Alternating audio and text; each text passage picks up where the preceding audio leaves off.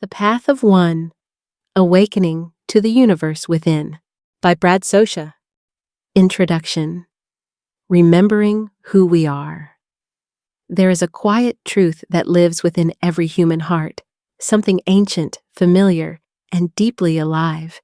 It whispers in moments of stillness, in the awe of nature, in the spark of love, and even in our questions about life, death, and what lies beyond. The truth is this: we are not separate. We are one. This book is not a religion, a doctrine, or a claim to exclusive truth. It is a path, an invitation to remember something you've always known but may have forgotten in the noise of the world. That all of life is interconnected, and that your soul is not an island, but an expression of the same infinite consciousness that moves through everyone and everything. We live in a time of division, fear, and disconnection. Borders separate us, beliefs divide us, and we're taught to see ourselves as isolated fragments in a vast, indifferent universe. But this fragmentation is an illusion. Beneath the surface of our individual stories, there is only one experience unfolding through many forms. The great traditions of the world, science, philosophy, and spirituality, are beginning to converge on this truth. From the quantum fields that unite all particles to the mystical insights of sages across cultures, the message repeats: you are not a being in the universe. You are the universe becoming aware of itself. This book offers a return to that awareness. Through gentle teachings, reflections, and cosmic insight, The Path of One explores the nature of oneness, the illusion of time, the eternal flow of energy, and the deep spiritual law that what we do to others, we do to ourselves. If you've ever felt that there's something more to life than what we've been told, if you've sensed that consciousness is more than biology, that time is not linear, and that death is not the end, then this book is for you. It is a guide not to believe something new, but to remember what you already know deep within your being. As you read, you'll discover teachings echoed in every faith and yet not limited by any. You'll be invited to live differently, to see the sacred in others, to let go of fear, and to walk in harmony with the truth that we are all expressions of the same eternal presence. This isn't philosophy. This is reality. This isn't separation. This is awakening. This isn't the end of your search. It's the beginning of your remembrance. Welcome to the Path of One. Let us walk it together as one. Chapter 1. The Illusion of Separation. From the moment we are born, we are told we are separate. We are given names, identities, nationalities, religions, and personal histories that define who we are, at least on the surface. We are taught to see others as other, to draw lines between ourselves and the world, to build walls between me and you. But this perception is an illusion. At the deepest level of existence, there is no separation. There is no you or me. There is only one. One universe. One consciousness. One energy flowing through countless forms, wearing different faces, speaking different languages, and playing out infinite lives. You are not a fragment of the universe. You are the universe experiencing itself through your perspective. This realization is not new. It has echoed across time in spiritual traditions, mystical teachings, and even in scientific discoveries. We are not human beings having a spiritual experience. We are spiritual beings having a human experience. Pierre Teilhard de Chardin, The Ocean and the Wave. To understand this, imagine the universe as an endless ocean. Each of us is a wave in that ocean. We rise, we fall, we appear individual for a time, but we are never separate from the water that connects us all. Every wave is made of the same essence. Every crest and trough is part of the same dance. we live in a world that teaches us to identify with the wave, the shape, the duration, the height. But awakening means remembering that we are the ocean. This illusion of separation fuels fear, division, and suffering. When we believe we are separate, we act in self-interest. We judge others. We compete, we hoard, we harm. Because we do not recognize that the one we harm is, in truth, our own self in another form. What science is starting to say. Even modern physics supports the idea that separation is an illusion. At the quantum level, particles that were once connected remain mysteriously linked, even when separated by vast distances, a phenomenon known as quantum entanglement.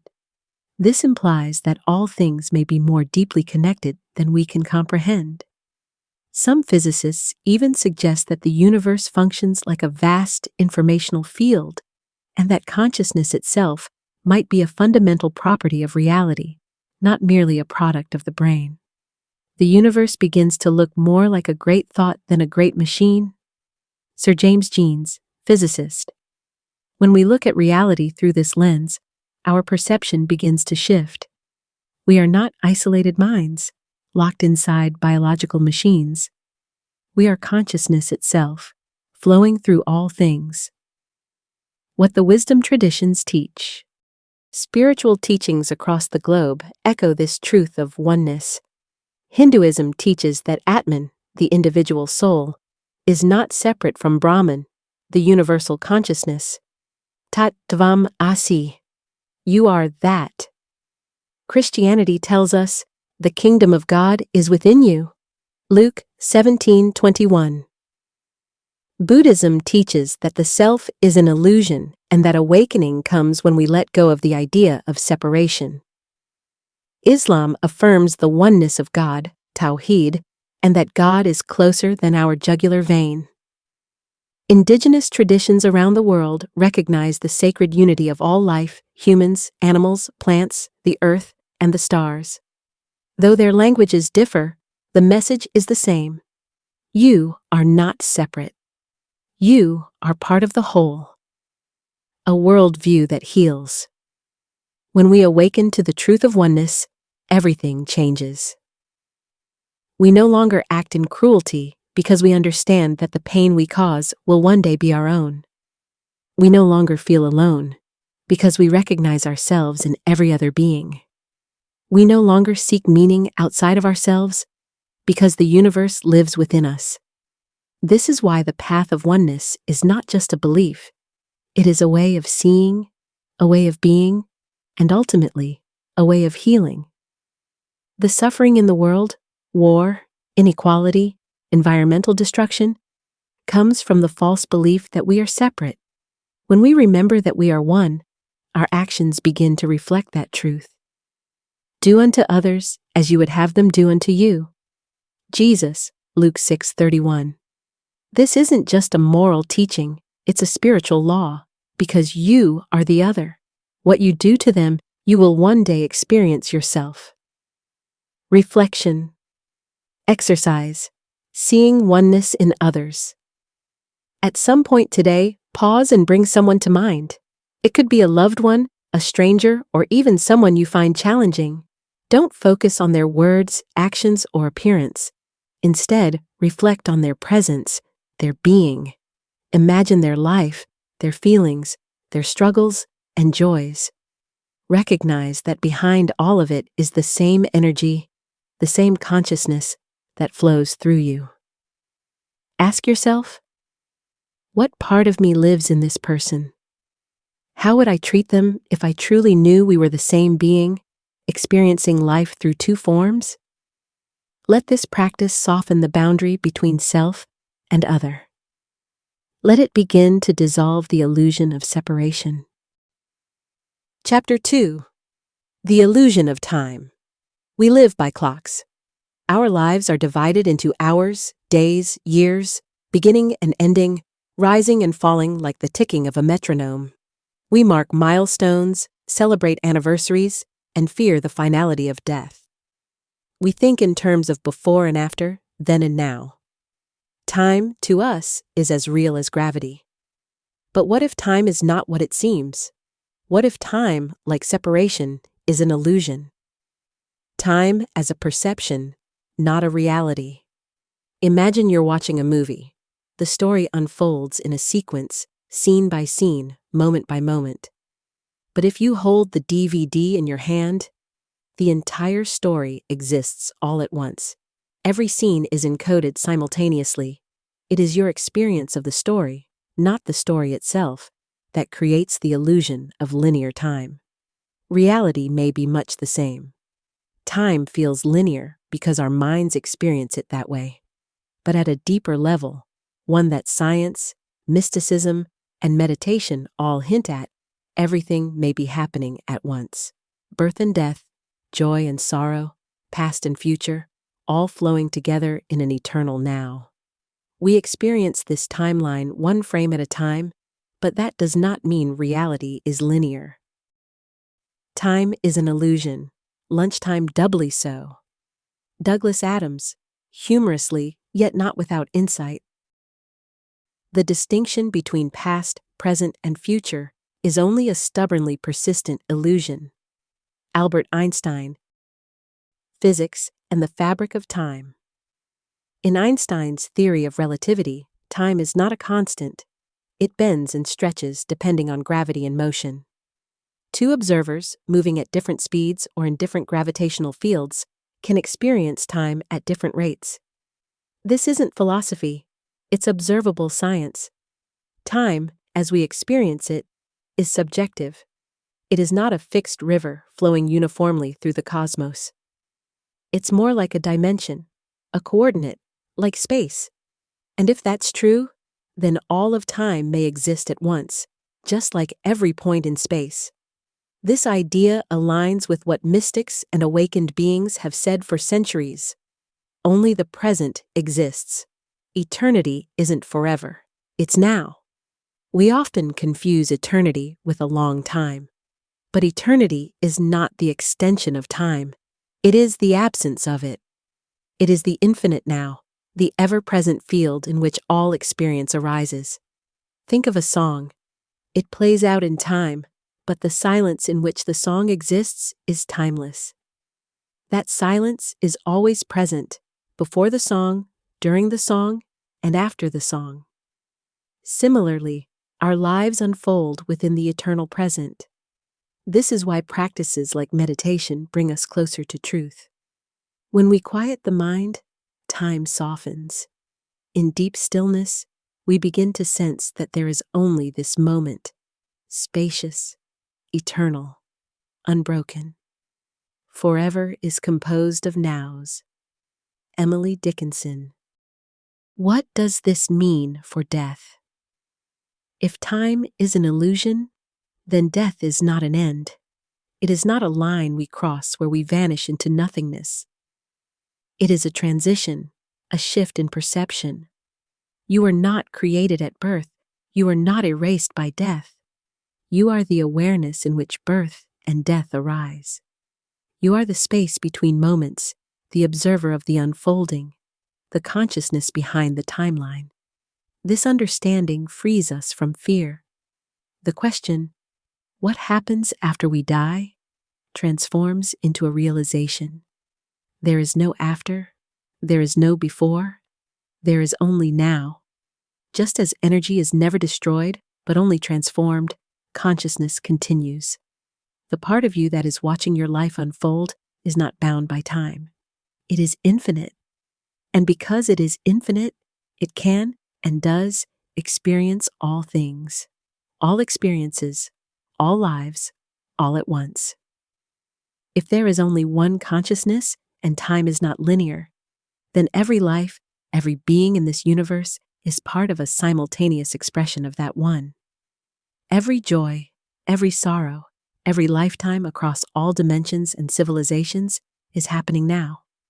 This means you are not going to experience another life. You already are. You are not waiting for enlightenment. You already are in some expression of yourself.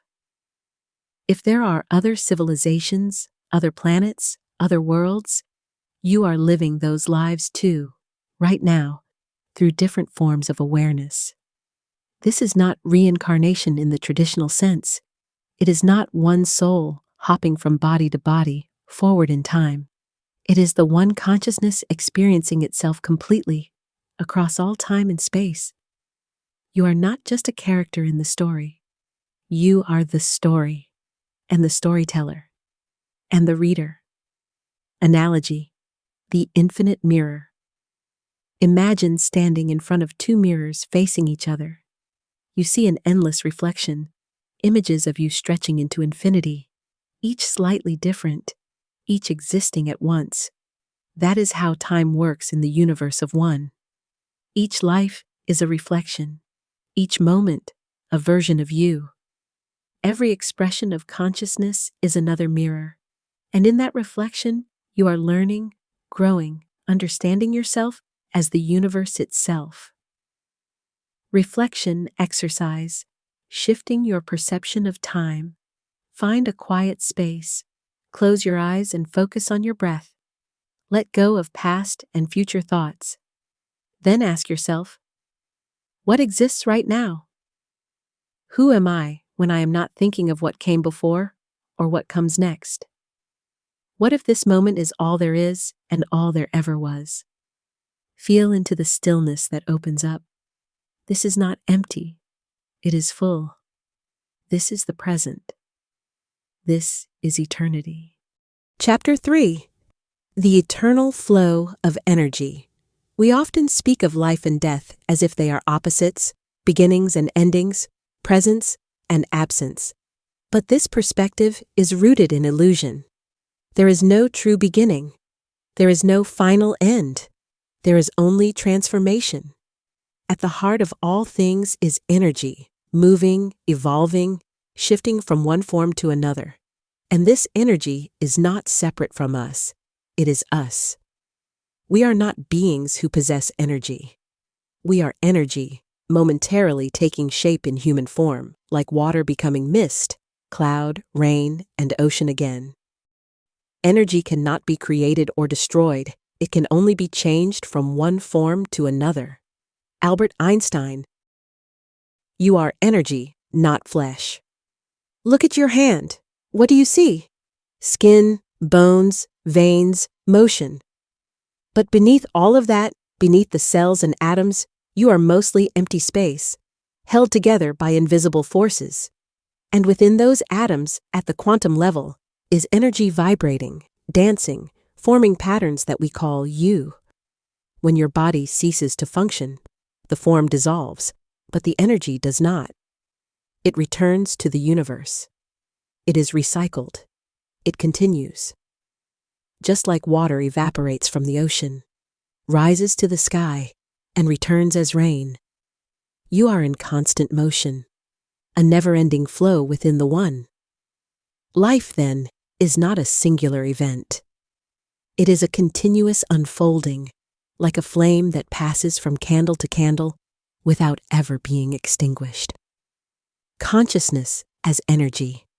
If consciousness is not merely a product of the brain, if it is, instead, a field or force that permeates all things, then it too is part of this eternal flow. It cannot be destroyed. It can only shift. This is why many traditions teach that awareness continues after death, not as a ghost or a soul floating in the sky, but as awareness itself, returning to the source, merging with the field, and eventually flowing into a new experience. You are not a being who occasionally touches consciousness. You are consciousness. You are the energy that never ends. The law of karma, the echo of energy. With this understanding comes a natural law that many have sensed for centuries: karma. Karma is not a system of rewards and punishments. It is not a cosmic scoreboard. Karma is simply this: energy echoes. Every thought, every word, every action you express sends a wave into the universe, and because you are the universe, that wave eventually returns. With our thoughts, we make the world. Buddha. Do not be deceived. God is not mocked. A man reaps what he sows. Galatians 6:7. Karma is the echo of oneness.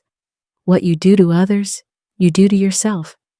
Not metaphorically, literally, because you will experience every perspective, eventually. In the great flow of the One, all experiences are shared.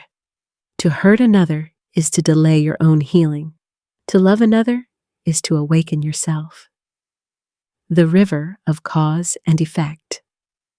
Think of a river.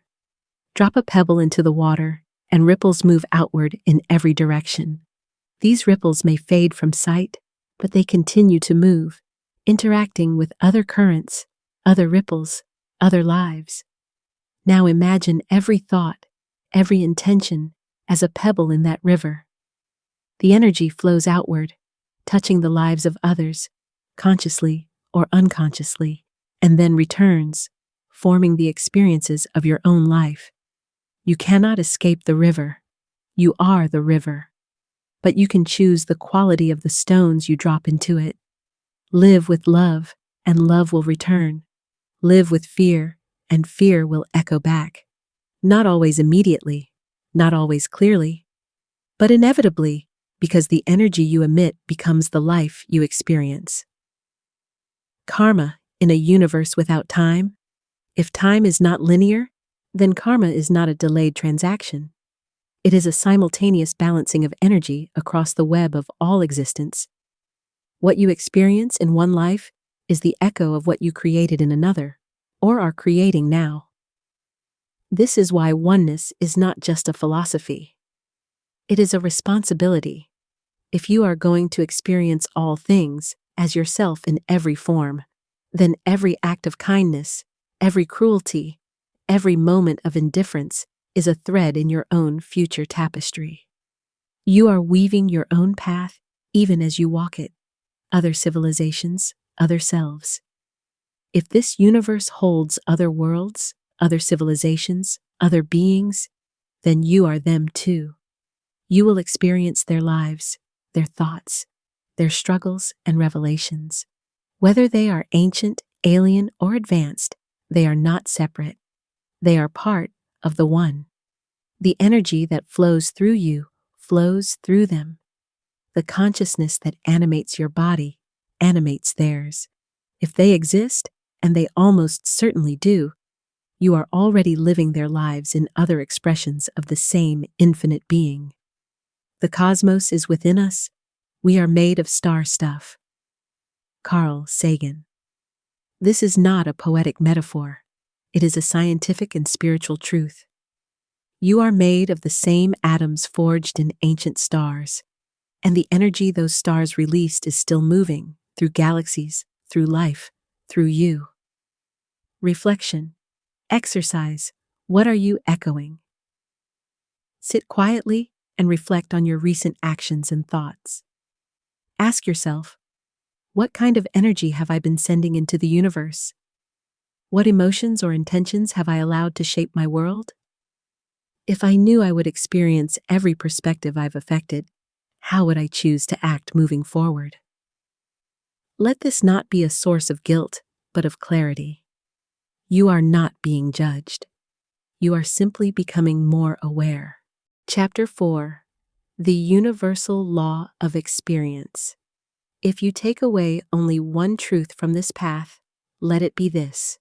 What you do to others, you do to yourself. This isn't just a moral teaching. It is a foundational law of the universe, a truth that arises when we begin to see beyond the illusion of separation. Once we understand that we are not individual beings, but one consciousness experiencing itself in countless forms, the implications of our actions become both humbling and empowering. Every act of kindness you give, you will receive. Every harm you cause, you will feel. Every life you touch, you are touching a part of yourself. This is not a threat. It is not punishment. It is unity in motion. It is karma in action. It is oneness made real through experience. You are every perspective. Because all consciousness is one, every person you meet is another version of you. Not symbolically, but literally. They are you in a different form, living a different life, shaped by different conditions, but made of the same awareness, the same energy, the same eternal substance. This means that every experience you create for someone else, you will one day know firsthand. Perhaps not in this life, perhaps not in this body, but in the grand unfolding of the One, every perspective will be yours. If you lift someone up, you will one day feel that lift from the inside. If you diminish someone, you will one day feel what it is to be diminished. If you forgive, you will feel what it means to be forgiven. This is the universal law of experience, and it is the cornerstone of a just and compassionate reality. Do unto others as you would have them do unto you. Jesus, Luke 6:31. This is the sum of duty. Do not do to others what would cause pain if done to you. Mahabharata, Hinduism. Hurt not others in ways that you yourself would find hurtful. Udana Varga, Buddhism. None of you truly believes until he loves for his brother what he loves for himself. Prophet Muhammad, Hadith. These teachings, spoken by different messengers in different times, are united by one truth. We are one, and we will live what we give. The mirror of the universe. Imagine that every interaction is a mirror. What you reflect into the world comes back to you, not always in the same form, not always right away, but inevitably. This is because the One is always in balance. The universe is always seeking harmony. When you send energy out, whether through thought, word, or action, it doesn't vanish. It becomes part of the cosmic equation, and eventually, it comes home. This is why love is not weakness, it is strength. This is why forgiveness is not forgetting, it is remembering the truth. This is why compassion is not naive, it is the highest form of intelligence. When you live as though the person in front of you is you, as though their pain is your pain, their joy is your joy, you are living in alignment with the deepest law of existence. Judgment, empathy, and awakening. It's easy to judge others. We often react based on appearances, behaviors, or beliefs. But what if you knew you would live that person's life someday? What if their struggles, mistakes, and pain would become your own experience? Would you still judge, or would you seek to understand? When we awaken to the law of experience, empathy becomes natural. We no longer need to force it. We see others as ourselves, and in doing so, we free ourselves from resentment, superiority, and hatred. This does not mean we excuse harm. It means we respond to harm with clarity, not cruelty. With justice, not vengeance. With awareness, not ignorance. Because to hate another is to chain ourselves to suffering. To love another, even when it is hard, is to open the path to healing. What if we lived this truth? Imagine a world where everyone understood this law, where every person treated others as they would treat themselves, not because it's noble, but because it's true. That world would not need commandments, police, or punishment. It would be guided by awakened consciousness. Violence would dissolve, greed would fade, compassion would lead. This is not a fantasy. It is a potential reality, one that begins with awareness, one that begins with you. Reflection. Exercise, the mirror of action. Take a few minutes to reflect on your recent interactions. Ask yourself, if I knew I would one day live the other person's life, would I have spoken or acted differently? What would change in the way I treat others if I saw them as another version of myself? How would I approach conflict, kindness, forgiveness, or justice from the understanding that I will experience all sides? Let this reflection become a practice. Let your awareness guide your choices, not from fear of consequence, but from the clarity of oneness. Chapter 5. Wisdom Across Beliefs. For thousands of years, humanity has searched for truth. We've turned to prophets, sages, philosophers, and scientists. We've built temples, written scriptures, and formed rituals to make sense of the mystery of existence. And in this great variety of paths, many believe there is conflict. One belief versus another, one truth denying the rest. But when we look deeper, beneath the surface differences, we find a remarkable truth. Most spiritual paths are not contradicting each other, they are completing each other. They are all different languages attempting to describe the same experience, that we are not separate. We are one. One source. Many names. Humanity has called the source by many names: God, Allah, Brahman, the Tao, the Great Spirit, the universe, the One. The labels differ based on culture, geography, and time, but the essence remains. There is a singular, all-encompassing force behind all things, a creative, conscious presence that moves through us, exists within us, and is us. Truth is one. The wise call it by many names. Rig Veda, Hinduism. He is the first and the last, the outward and the inward, and he is, of all things, knowing. Quran 57:3, Islam. In him we live and move and have our being. Acts 17:28, Christianity. The Tao that can be spoken is not the eternal Tao. Tao Te Ching, Taoism. Each of these teachings points beyond the individual self toward a unified, boundless reality that transcends thought.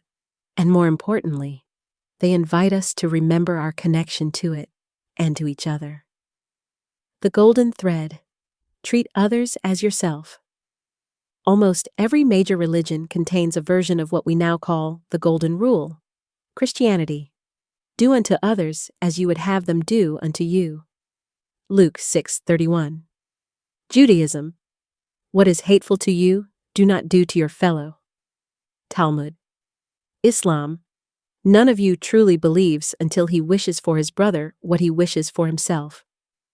Hadith. Hinduism: this is the sum of duty. Do not do to others what would cause pain if done to you. Mahabharata. Buddhism: consider others as yourself. Dhammapada. Sikhism: I see no stranger, I see no enemy. Native traditions: all my relations. Lakota phrase recognizing unity with all beings. These are not moral platitudes. They are expressions of an eternal truth. The other is you. You are not being asked to treat others well just to be good. You are being reminded that you will experience life from their side because you already are, or one day will. This is the deep, sacred purpose behind every teaching of compassion, forgiveness, and love. Why religions seem to divide. If these beliefs all point to unity, why has religion been a source of division and conflict? The answer is simple: ego. When the teachings of oneness are filtered through fear, pride, and control, they become distorted. People begin to see their own path as the only path. They use sacred truth as a weapon instead of a mirror. But the original message, at the heart of nearly every religion, is one of unity.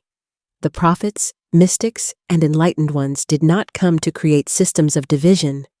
They came to remind us of who we really are.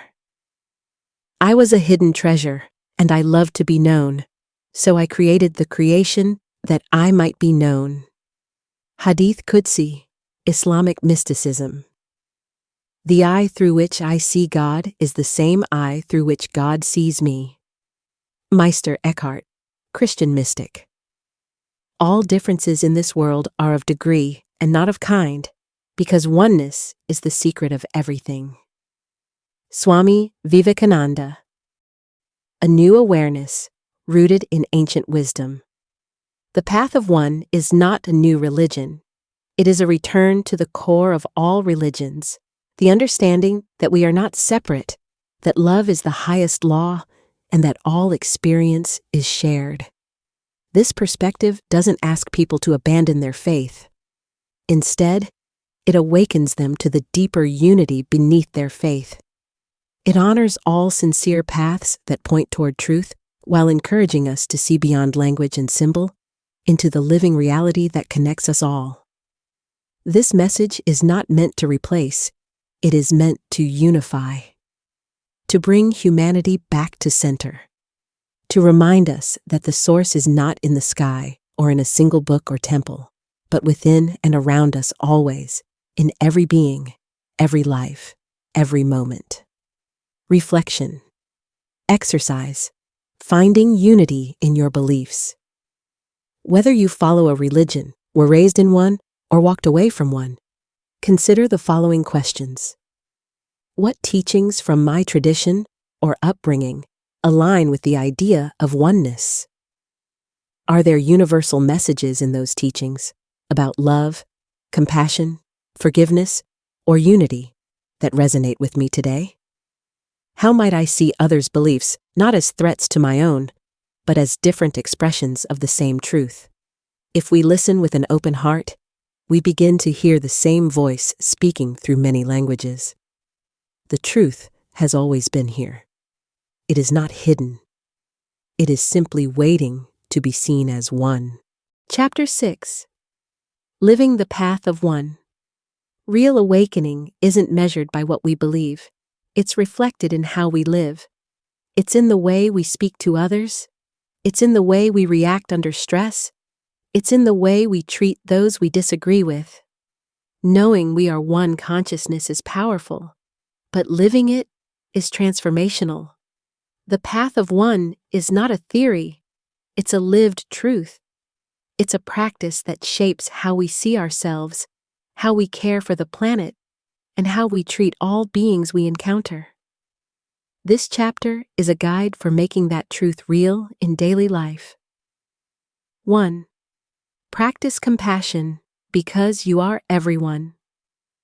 In a world that moves fast, it's easy to forget the sacredness of others. But each person you meet is another version of yourself. Their story may be different, but their essence is the same. To practice compassion means to pause before judgment. It means listening before reacting. It means caring even when it's inconvenient. Compassion doesn't require perfection. It only requires presence. You don't have to fix the world. Just be kind in the small moments. That is how we heal. Ask yourself, what would I need if I were living this person's experience? Can I choose to respond from understanding instead of fear? 2. Act with awareness, because every choice is an echo. Your thoughts, words, and actions are not isolated events. They send ripples through the field of one. Everything you say or do becomes part of what you and others will eventually experience. This is the quiet truth of karma. You are creating your reality in every moment. Not in the sense of magical thinking, but in the sense that your energy shapes the path ahead. Live with clarity. Speak with care. Choose from love. Ask yourself, what energy am I putting into the world right now? Would I want to experience what I'm creating? 3. Connect with nature, because you are the earth. Nature is not a background. It is a living part of the same one consciousness. The trees breathe out what we breathe in. The rivers move as our blood does. The cycles of death and rebirth happen in the soil and in our souls. Spending time in nature reminds us that we are not above life, we are part of it. When we walk barefoot on the ground, when we listen to the wind in the trees, we are not escaping the world, we are returning to it. Practice. Take quiet walks without distraction. Listen. Breathe. Watch. Say thank you. The earth responds to gratitude. 4. Meditate daily, because stillness reveals. Truth meditation is not about escaping thoughts, it's about remembering what you are beyond them. In stillness, the illusion of separation begins to dissolve. You begin to feel the space between all things, the oneness that holds it all. Even a few minutes a day can open you to presence. Over time, it becomes not just a practice, but a way of being. Simple practice. Sit comfortably. Close your eyes. Focus on your breath. When thoughts arise, let them go. Return to the breath. Repeat silently. I am one. I am here. Let the stillness deepen. 5. Forgive, because you will experience both sides. Forgiveness is not weakness. It is one of the most powerful acts of oneness. To forgive is to recognize that you and the one who hurt you are not separate. That their pain became your pain. That you may one day live their life with all its confusion and suffering. This doesn't mean tolerating harm or excusing wrongdoing. It means refusing to carry the weight of anger into the next moment. It means choosing peace for you and for all. Ask yourself, what am I holding on to that keeps me in separation? If I knew I would live this person's life, how might I soften my heart? 6. Use technology consciously, because it connects us all. In our time, technology can be a tool for unity or division. It amplifies our voice, spreads our ideas, and connects us instantly. But it can also pull us into comparison, distraction, and conflict. The path of one calls for mindful use of technology. Use your voice to lift, not diminish. Share truth, not fear. Seek understanding, not outrage. Remember, the person on the other side of the screen is not a stranger. They are you. Speak as if you will one day read your own words from their eyes, because you will. 7. Serve others, because you are serving yourself. Service is sacred. It's not about status or charity. It's about seeing yourself in another's needs and responding with love. Whether it's offering your time, your skills, your presence, or your care, every act of service is an act of self-remembrance. Ask yourself, where can I be of service today in a small and honest way? What can I give without expectation? 8. Live simply, because you already have everything. The illusion of lack keeps us trapped in endless striving, but when we remember we are one, we see that nothing is truly missing. You are not here to accumulate. You are here to awaken. Simplicity creates space for presence. It frees you from the noise of more. It invites you to see the sacred in the ordinary. Practice. Clear one small area of your life, your room, your schedule, your digital space. Create space for stillness, for breath, for being.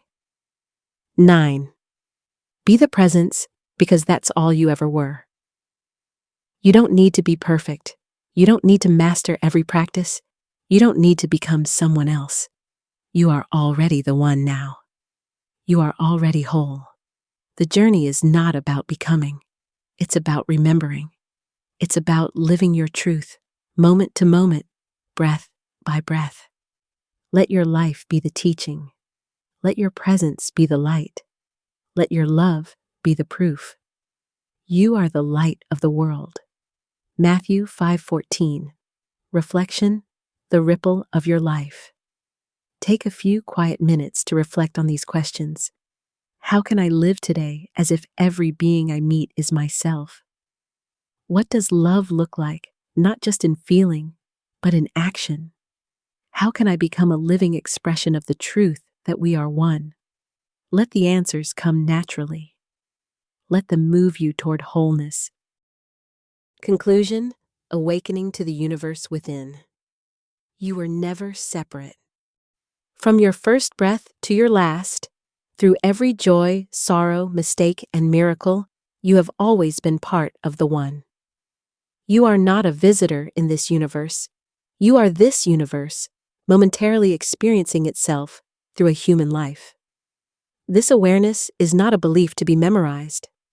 It is a truth to be lived. You are not your name, your story, your past, or your role. You are the awareness behind it all, the still, silent presence watching, guiding, choosing. And that presence is not limited to you. It is the same presence that animates every being, every star, every thought. You are the drop in the ocean, the flame and the fire, the story and the storyteller. We are one. This is the truth behind every sacred teaching, every act of love, every longing for peace. We are not many.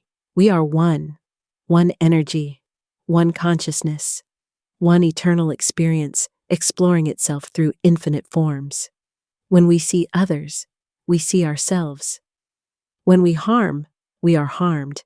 When we love, we are healed. This is the foundation of compassion. This is the root of karma. This is the end of fear. The whole universe is one family. Vasudhaiva Kutumbakam, Hindu scripture.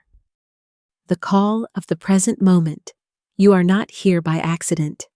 You are here at a time when the world is in transition, caught between separation and unity, fear and awakening. The suffering you see in the world is not a sign of failure. It is the shaking of illusion, the cracking of walls, the beginning of remembrance. You are here to help that awakening unfold, not through force or perfection, but through presence. Let your life be a quiet revolution. Let your choices become teachings. Let your relationships become temples of understanding. You don't need to save the world. You just need to remember who you are and live that truth. The journey continues. This book is not an ending. It is a beginning of seeing the world through new eyes, a beginning of treating others with the reverence they deserve, a beginning of forgiving yourself and stepping into your wholeness. You don't need to do it all at once. Just begin. Take a breath. Ask in every moment, what would love do here? When you don't know what to say, listen. When you don't know what to do, choose stillness. When you forget who you are, look into the face of another. There you will find yourself again. One final reflection. Close your eyes. Feel your breath. Feel the silence beneath the breath. Feel the presence behind the silence. Now remember, that presence is the same in everyone. It is the universe within you. It is the one. And you are already home. Thank you for walking this path. The awakening has already begun, and you are not alone. You never were. You never will be. You are one. You are all. You are home.